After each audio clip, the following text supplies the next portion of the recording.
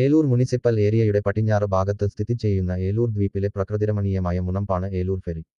75 വയസ്സ് പിന്നിടുന്ന painting തൊഴിലാളിയായും ഫെറിയിൽ ticket കൗണ്ടറിൽ ജോലി ചെയ്തും പരിചയമുള്ള Eloor south കറുക്കപ്പറമ്പിൽ അറുമുഖന്റെ ഓർമ്മകളിലൂടെ.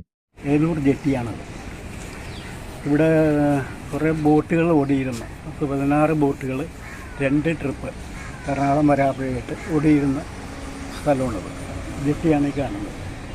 Water Lily, Morning Star, Fatima, saint Joseph, മത്തേവൂസ്, ജ്യോതി, എൽഡാബെന്നി, Ransom, Lady of Ransom, Daisy, Olivia Kumari, ഇങ്ങനെ 16 ബോട്ടുണ്ടായിരുന്നു. രാവിലെ 5:20 മുതൽ ബോട്ട് രാത്രി 12:40 വരെയുണ്ട്. എറണാകുളത്ത് 22 വഞ്ചി ഉണ്ടായിരുന്നു. ഇവിടെ മണ്ണന്തുരുത്തിന്, ഏലൂർ ഫെറി മണ്ണന്തുരുത്തിന് 22 വഞ്ചി. ഒരു 7 വഞ്ചി അപ്പുറത്തേക്കുണ്ടായിരുന്നു, ഒരാപ്പുഴയ്ക്ക്. ഒരു വഞ്ചി ചേരാനൂർക്കുണ്ടായിരുന്നു.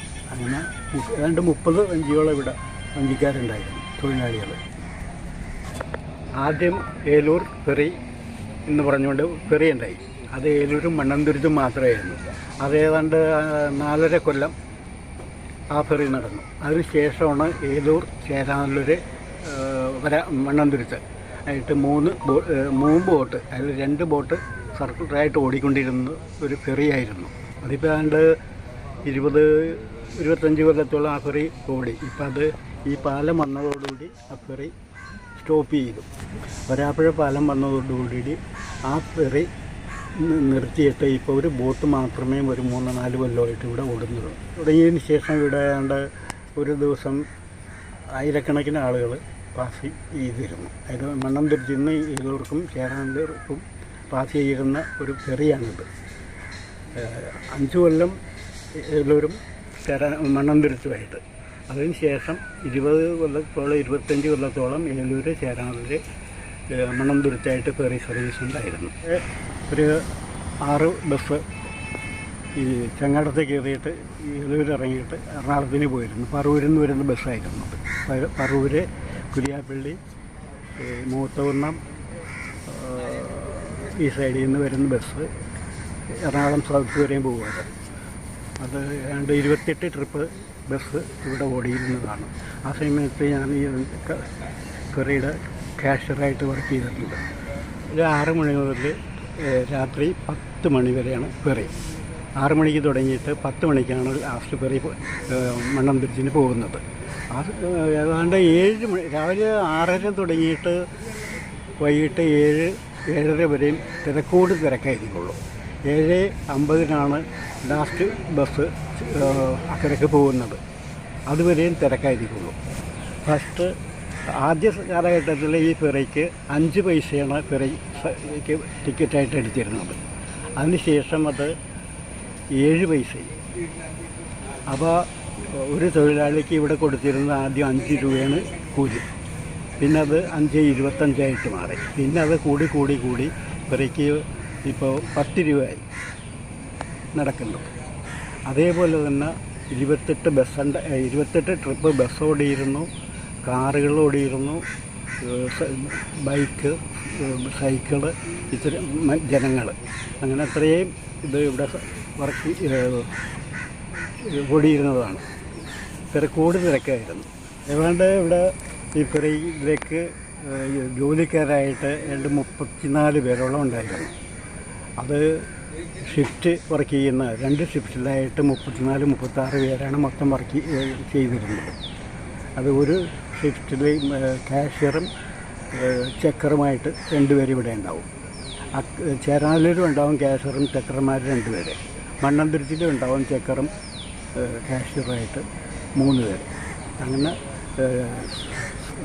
ജോലി ഹെൽപ്പറായിട്ടും സാങ്കായിട്ടും ഡ്രൈവറായിട്ടും തൊഴിലാളികൾ അവർ ഷിഫ്റ്റ് അനുസരിച്ചിട്ട് മാറി വന്നുകൊണ്ടിരിക്കുന്നു. അത് വരുന്നതിന് മുമ്പ് തിരക്കും. അതുപോലെ ഫെറി മൂന്ന് ഫെറി, ഒരു ഫെറി മാറ്റിയിട്ട് ഇടാനും 2 ഫെറി ഓടാനുമായിട്ട് ഉണ്ടായിരുന്നു. പാലം വന്നതിന് ശേഷം, പാലം ഉദ്ഘാടനം ചെയ്തതിന് ശേഷം ഫെറി നിന്നു.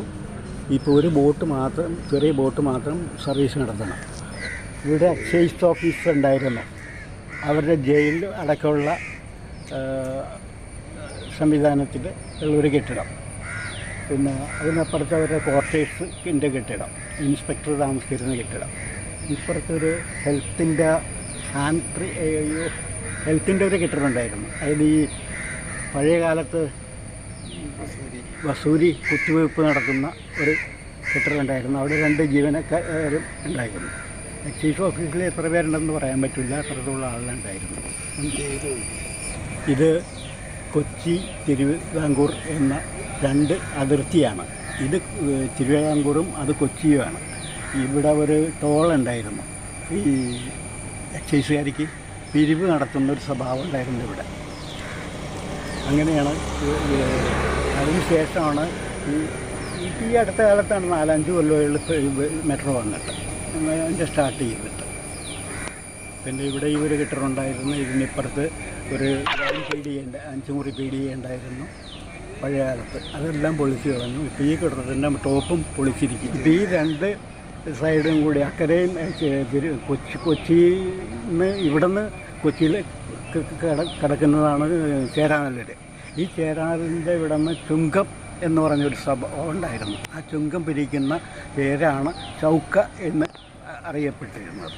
അങ്ങനെയാണ് ചൗക്കയായത് എന്നാണ് എൻ്റെ അറിവ്. ഞാൻ ജനിക്കുന്നതിന് മുമ്പേ ചൗക്കയുണ്ട് ഇവിടെ.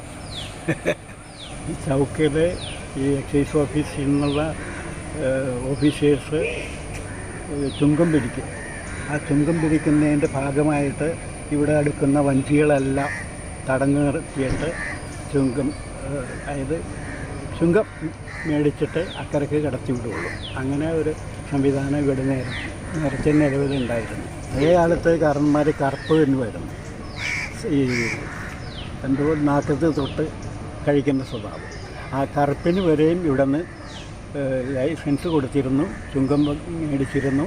പിന്നെ പുകയില മറ്റ് സാധനങ്ങൾ അക്കരയ്ക്ക് അയക്കുന്നതിന് ചുങ്കം മേടിച്ചിരുന്നു.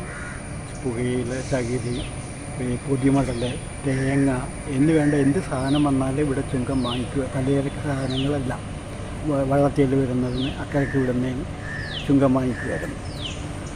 ഈ കെട്ടിടം വരാപ്പുഴക്കാരൻ മത്തേവൂസ് പെരേരയുടെ കെട്ടിടമാണ്. മത്തേവൂസ് പെരേര കെട്ടിടമാണ് ഇത്. ഇതിൻ്റെ കൈകാര്യങ്ങൾ ചെയ്തിരുന്നത് അങ്ങേരുടെ മകനായ ജോസഫൻ പെരേര ആയിരുന്നു. 6 മുറി താഴത്ത്, അത്രയും തന്നെ മുകളിലുണ്ടായിരുന്നു. പഴയ കാലത്തൊരു ബാങ്ക്, പണയനെടുക്കുന്ന ബാങ്ക് ഉണ്ടായിരുന്നു. ഒരു പലചരക്കട ഉണ്ടായിരുന്നു. 2 കട ചായക്കടയായിരുന്നു. ഹോട്ടലും ചായക്കടയായിട്ട് ആയിരുന്നു. ഒരു 70 വർഷത്തിന്, അതായത് ഇപ്പോൾ 75ആയി, 70 വർഷമായിട്ട് ഞാനിത് കാണുന്നതാണ്. ഏലൂർ സൗത്ത് എന്ന് അറിയപ്പെട്ടിരുന്ന സ്ഥലം ചൗക്ക എന്ന പേരിലേക്ക് എത്താൻ ഇടയായത് തിരുക്കൊച്ചിയുടെ അതിർത്തി പ്രദേശം കൂടിയായ ഈ ഭാഗത്തു നികുതി പിരിവ് കേന്ദ്രം രാജഭരണകാലത്ത് ഉണ്ടായിരുന്നത് കൊണ്ടാണ്. വള്ളങ്ങളിൽ കൊണ്ടുവരുന്ന വസ്തുക്കൾക്ക് നികുതി നൽകി വേണമായിരുന്നു ഇരുരാജ്യങ്ങളിലേക്കും പ്രവേശിക്കാൻ എന്ന് അറുമുഖൻ പറഞ്ഞു.